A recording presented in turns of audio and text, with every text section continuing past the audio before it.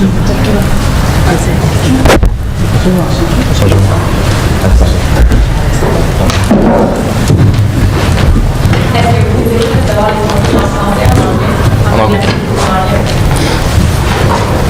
team has 24 minutes to present its case to the judges. I will hold up the time for the last 12, 7, and 2 minutes, as well as for the last 30 seconds of the presentation. During the last 10 seconds, I will indicate with my finger the number of seconds remaining. If you have not finished your presentation after 24 minutes, you will be stopped in order to proceed with the Q&A period. The Q&A period of a maximum of 4 minutes is allocated to the jury at the end of your presentation. The first 12 minutes of the presentation are considered productive.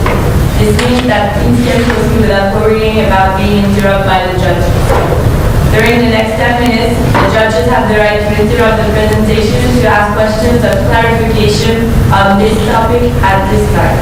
During this period, the beam will be turned on. You can see it on the first. The judge should be limited to a 15-second question. The team must answer the question but can then continue the presentation without waiting for the judge's consent. Judges may not ask questions about a topic has already been covered or has not yet been presented. These issues will be addressed during the question period at the end of the presentation. The last 2 minutes of the presentation are to conclude the presentation and are immune to judge's question. Please note that at any time you cannot say or reference the name or the location of your university. I will now let the judges introduce themselves. You can start the presentation when they are finished. Hi, my name is Sandra Laura. I'm a business reporter from Les Affaires in Montreal. My name is Sylvie Perron. I'm the general manager of Les Rivières Shopping Center. Michael Rogers, Vice President of Sales and Recruiting for SFL. Jean Lacaille, Institute Matthew Bobby, I'm working within the Financial Center to SFL. Over its years of operations, SFL has built something unique.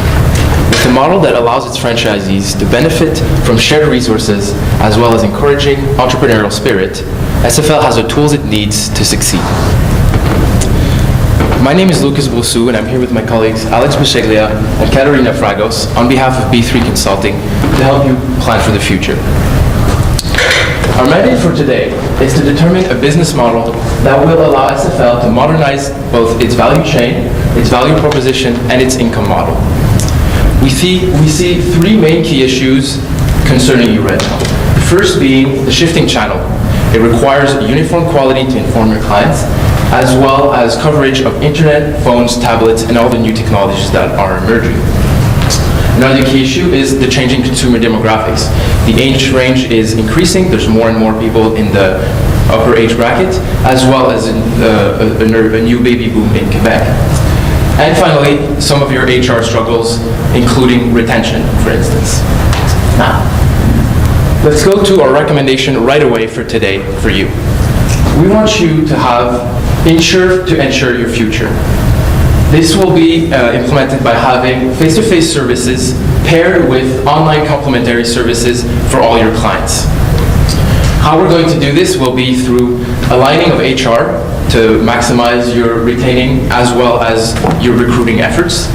You're going to introduce SFL Lifers to target Generation Y and Generation Cs that are increasingly important in your market through targeting parents, companies, as well as retirees who are willing to plan for their children, and increasing your IT platform by offering online complementary services as well as app development to cover the mobile industry. This will result in a net income increase of 18% over 3 years, which will be boosted by a revenue increase of 70 million. Now, let's take a look at all the elements that led us to this recommendation. First, your partner with DFS, which is Desjardins Financial Services. You have a value of paperworking and after sale that is not as valued as the rest of your services, since this is not where most of your profit comes from. This leads to high turnover due to this devaluation of those services, and you need to tackle these issues. Now, the pros and cons of your partnership with DFS. Let's go first with the pros. You have achieved growth through franchising because of the resources that you get from that partnership. You have a pooling of all the different resources, CRM system, etc., as well as support in terms of legal support, etc. But there's some cons, such as some competition. There are junior advisors that consider the fact that their pay is merit-based to be less advantageous than the base rate that people get from DFS, which means that you must focus on your retention and your compensation to make sure that you minimize your turnover as well as the competition internally between SFL and DFS. Now, let's look at the fact that channels are evolving in your market, an issue that you have to tackle. There's the emergence of the internet all over Canada and the rest of the world, which means that it's a new channel that people get information from, and this leads to the increase of self-service. The information is readily available on the web for anyone. This means the competition with forums and any database that people can use on the internet, and this switches to a cult of demand rather than offer, which means that you need to offer some additional value, such as through services such as after sales, as well as improved IT, to make sure that your customers see the value that you add for them through your services. Now, when we look at the financial situation, the economic situation of the country in general, we see that we're in a time of uncertainty. What does this mean? Two major things. First, you're going to have diminishing returns in your funds in general because the market are not performing as well as they used to. And the second thing is going to be a generally higher unemployment rate.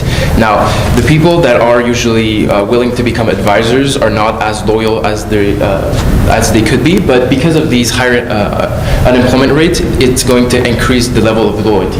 This means that you need to capture high growth areas to be able to grow, since your margins will tend to shrink because of diminishing returns, like British Columbia and Ontario, as well as attract ideal new recruits because of these high unemployment rates. It's a great opportunity to recruit and retain employees. Now, when we take a look at changing demographic, we see that there's two major things, geographically as well as age.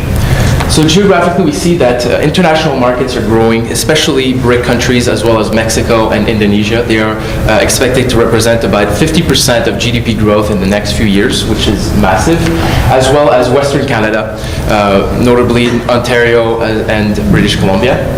And when we look at age, we see that baby boomers are increasingly present in the financial market. There's a small Quebec boom, so the children aged 4 years and lower are at their highest in the recent years. And there's the dominance of Generation Y and Generation 2. They're kind of going into the years where they want to invest. So this is something that you can capitalize from.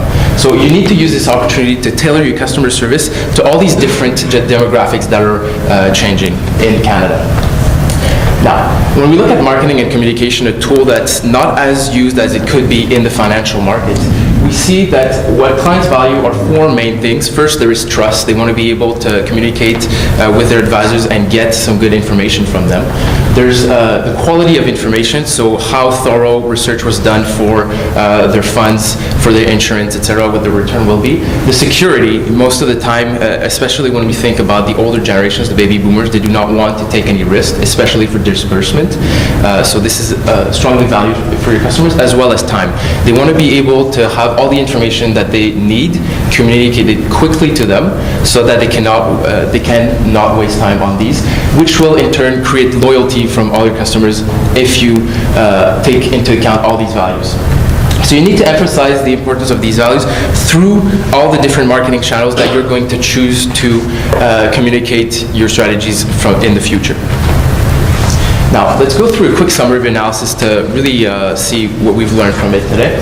So first, in HR, you need to focus on alignment and retention. This is extremely important because you've had numbers such as 31% of retention of employees over 4 years, which is a very low number. It's normal because of in the financial industry, but this needs to be tackled. You need to add value through services like after sales. This is going to be a differentiation factors to steal some customers from other, for instance, of the big life competitors such as Manulife, Sun Life, etc. You need to capture high growth area because you have diminishing margins due to economic uncertainties. Going with areas where there's high population growth will allow you to expand organically.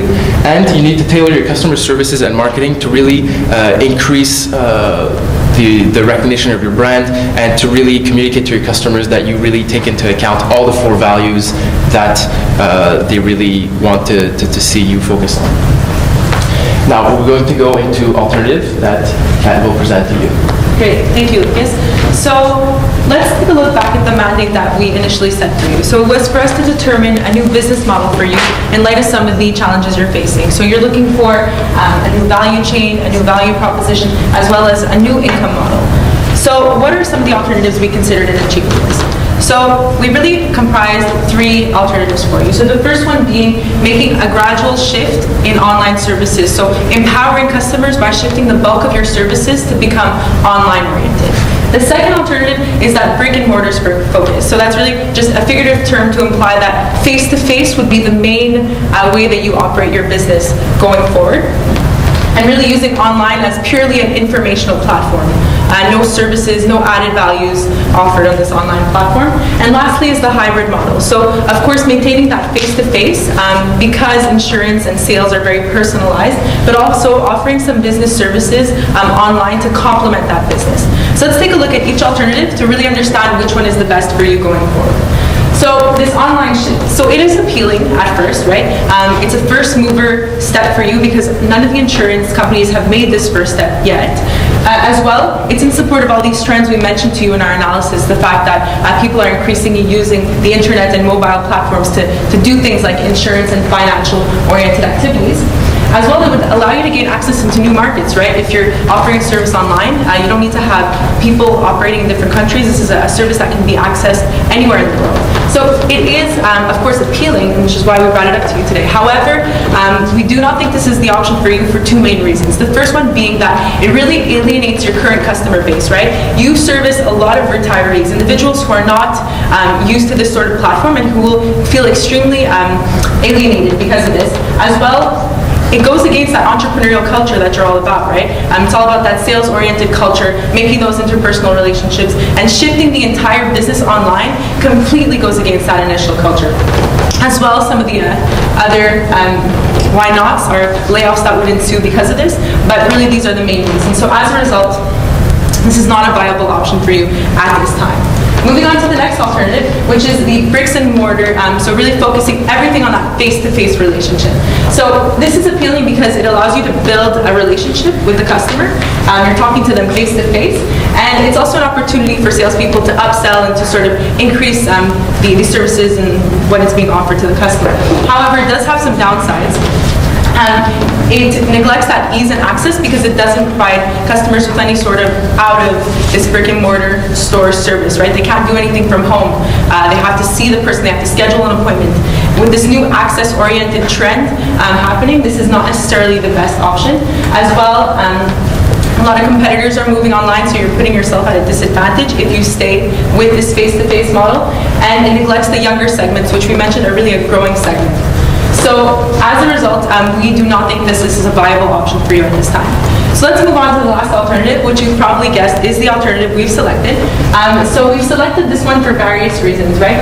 It allows you to both accommodate online as well as face-to-face relationships. Some services require that face-to-face communication, while others do not. And customers will feel empowered if they are the ones who can manage this online.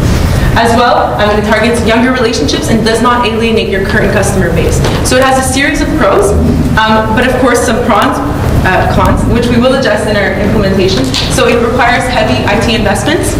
As well, there is a need to coordinate these 2 platforms, right? If you're operating both at the same time, it does require a substantial level of coordination. So we will be addressing that in our implementation. So, thank you. This is the recommended solution for you. So let's move on now to our implementation, how we are going to roll out this entire plan of action. So we've come up here with a clever catchphrase here, so ensure to ensure your future. Future being the key word here. The fact that we're targeting a younger demographic through our current customer bases is key. We want to build a sustainable platform whereby we target the youth, and you'll see how just in a few seconds. So let's jump into the short term, which is preparing for that future. So We mentioned there were a series of problems in HR at this time. And we've highlighted the 4 main ones with a particular highlight on alignment and retention. So we've offered here some solutions for all of your problems. So in terms of recruitment, we would like you to create a graduate program whereby individuals are kind of exposed to a rotational program where that they can see different areas of insurance. This is something extremely appealing to students who don't yet know what they want to do and like to see different angles of the business before setting on a profession, as well as creating a fund with the Insurance Bureau of Canada, much like some of your competitors have done with different bureaus. And this would be an annual fund that would fund co-ops and various other initiatives related to the insurance industry. Next is the DFS competition, right? So because you're part of this Desjardins parent company, there is a lot of competition between your financial advisors and theirs. So this would be a way to mitigate this. One, by creating a liaison management team comprised of current employees who would just be appointed the responsibility of ensuring there is communication between both parties, as well as having an annual insurance forum where everyone can get together and share best practices. It'd be a great way to foster communication between SFL employees and Desjardins employees.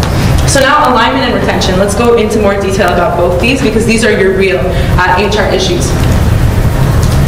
Perfect. So how are we going to align the HR structure? So we mentioned that a lot of your services like paperwork, after sales, and disbursements are not tied to any form of compensation, right? So this discourages your employees from actively engaging in these activities because they're all about the sales, as opposed to a lot of the other back-end activities that are required to be a successful customer servant agent. So we want these activities to be included in the performance appraisal of your companies because we want to tie this to compensation. And this will be more of a customer satisfaction metric as opposed to a commission-based metric. So it will be tied to compensation. And as well, we want management to communicate this to everyone. How do you measure customer satisfaction? Right, so it would be done through surveys. All the customers would be surveyed, and we would be tracking whether or not they're satisfied with the service they're being given by their agent. Moving on to retention. So this is where you're having a lot of problems as well, right? Lucas mentioned you have an extremely high turnover rate. So we're going to be tackling this head on by empowering, integrating, and mentoring.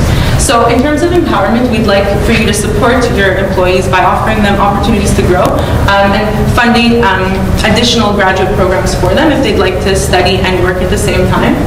In addition to integrating, we'd like for you to make that intranet portal that you have open for employee discussion because it currently is not.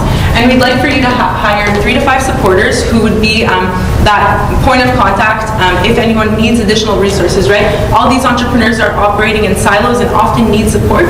So these would be the main points of contact for these entrepreneurs. And lastly is mentorship, right? You have these smart, experienced individuals who conquered the sales culture of SFL and have a lot to give to these new employees coming in. So we want you to appoint a coffee for the future. So every month, an employee, a younger employee, can pick a more experienced mentor and go for coffee with them and casually talk. It doesn't have to be about the business, getting to know them, how they got to be to where they are. A lot of companies do this, and we think this would be great for mentorship for you. Next, moving on to channel management. So you have a CRM system, you have a great deal of data. We do want to make a small tweak. We want you to make sure that your CRM team is communicating with your marketing team. Marketing calls all the shots in terms of what channels we're going into, who we're speaking to, which customers are more profitable, but CRM has all the information that they need.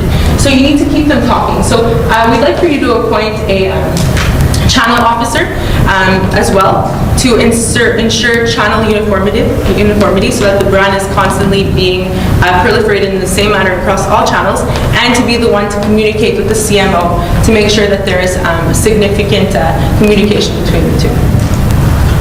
So in the short term, which I just went over, we've conquered this HR and channel issue, and now we'll move on into the medium term where we're really starting the future of an SF lifer, we like to call it. So what are we going to be doing? What is that main marketing message that we want to communicate to this new SF lifer? So first, we want them to ensure your future, right? We're targeting younger individuals who are often untargeted in this insurance industry. So in order to do that, we'd like to communicate that. And we're going to be focusing on the value adds that we offer as opposed to our current competitors. So the after sales and customer support that we do, which are not tied to commission and are really added value services that we offer. And where to market is customer segment specific, so we'll go into that right now. Right, so we're going to be targeting companies, parents, and retirees. If you're young, you're not thinking about insurance. I'm part of that Generation Y, that Generation C, and I don't buy my own insurance, right? The way to target me and individuals like myself are through these 3 platforms.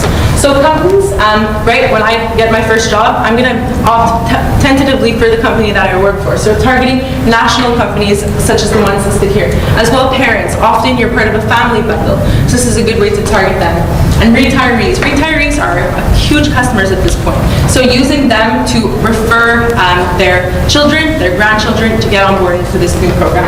So this is a good way to target the SF lifer who at this point in time doesn't have insurance at the top of their mind.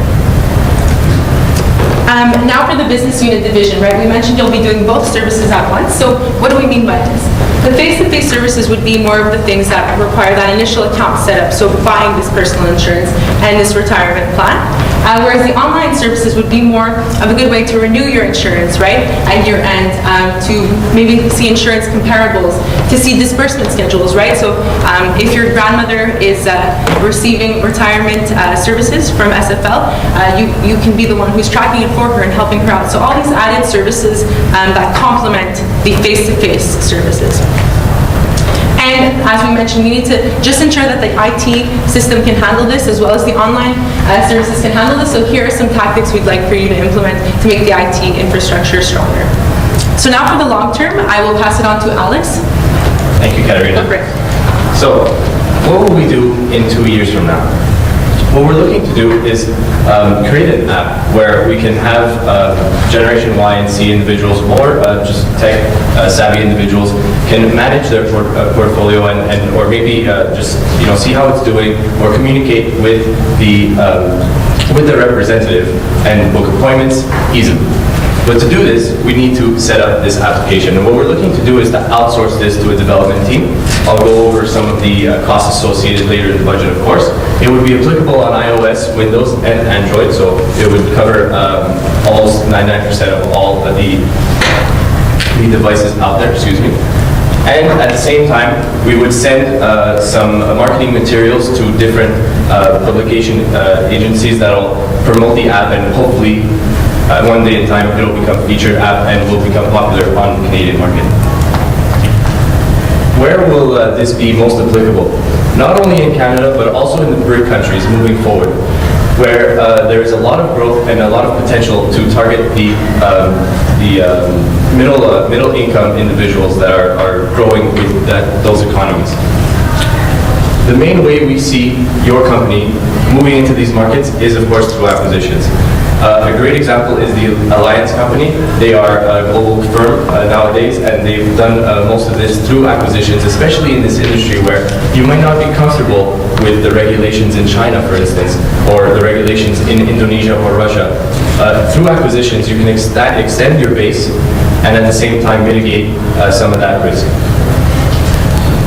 The online platform, of course, would need to be standardized as well, and this, moving forward, would enable you to have a standardized process globally, as there is thoughts that a trend of globalization and will occur in this industry. So if we move on to the financials, I'll take a second to walk you through some of the assumptions we made. Right now, we've estimated that your growth is stagnated to a certain extent, but with our implementation plan, we're looking to grow it at about 2% average in the next 3 years.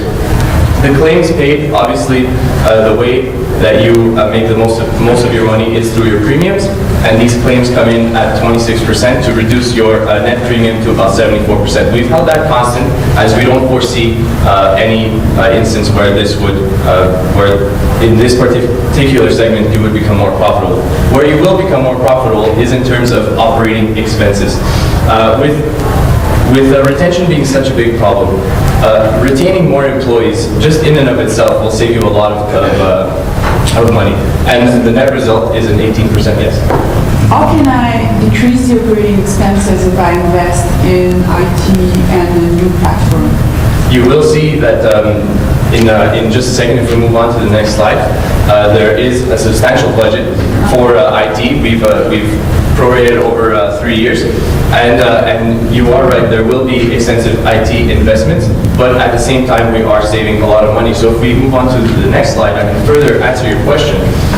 The operating expenses will not decrease per se, but as a percentage of sales, I should have made that clear in the assumptions, those are all percentage of sales, it will, in a way, be in the range of $700 million, and it will stay relatively constant given the push and pull of those two initiatives. The net income here, if we... Excuse me, how did you increase, what did you base your...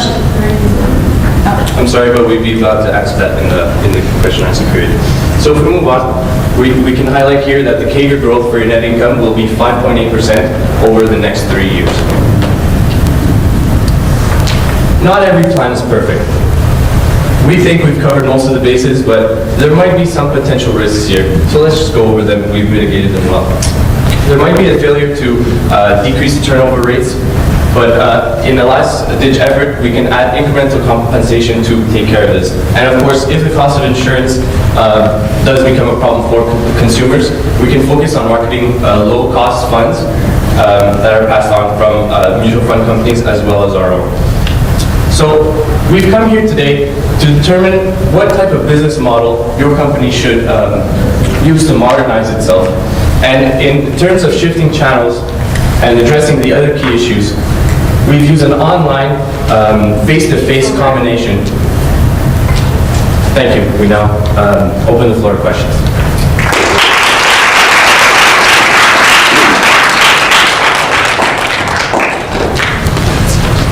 I'll go with my first question from before. When you estimated 2% growth, that was just based on life insurance, or this says premium growth?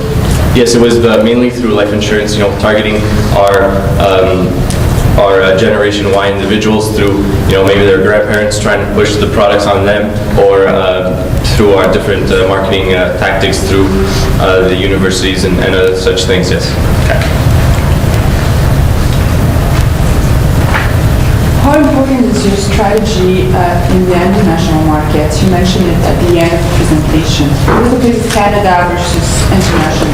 Right. So we felt that you hadn't really conquered your domestic market yet to merit expanding to international markets as a priority. So the focus was really, as you probably noticed, just focusing on Canada and further penetrating Canada. The reason we suggested international markets in the 2-year plus time frame was because a lot of your competitors are looking to come into Canada, for instance. So this entire insurance landscape is becoming increasingly globalized, and you have to also start looking to these markets. So we proposed a few ways to do so, and we think acquisitions are the way to do that, but the bulk of the strategy is really focused on the domestic market for now. In short, what kind of strategy do you want to use for your business? What kind of strategy do you want to use for your business? So the strategy we're Global using... strategy. Oh, global strategy. It would be an acquisition strategy.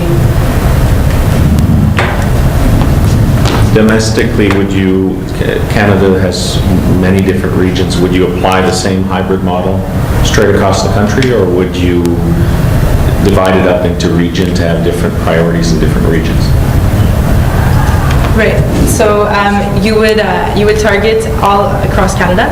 There would be slight tweaks made in the marketing. Every province has its own preferences, Quebec in particular. So just making slight tweaks in that sense, but the same services would be offered. However, things like, for instance, a university fund would be more relevant in Ontario and BC, where tuition is much higher than in Quebec.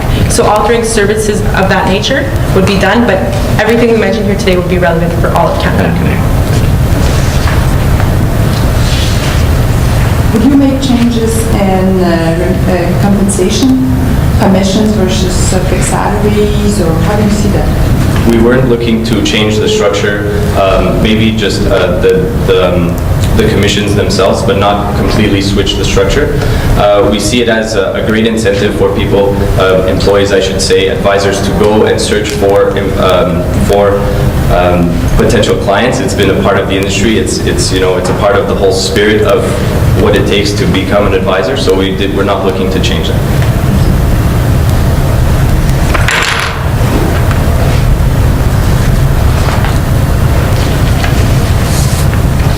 When you look at, a question, if you want.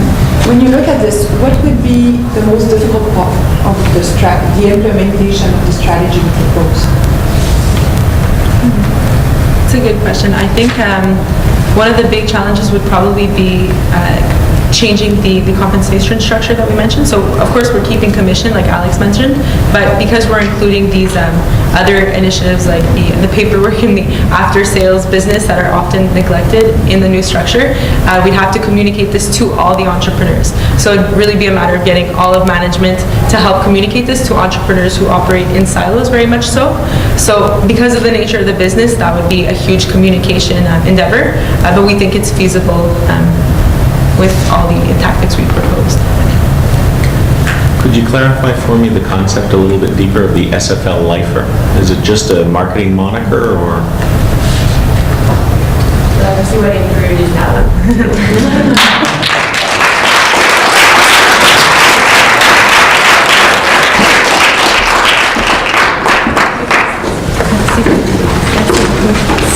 Thank you.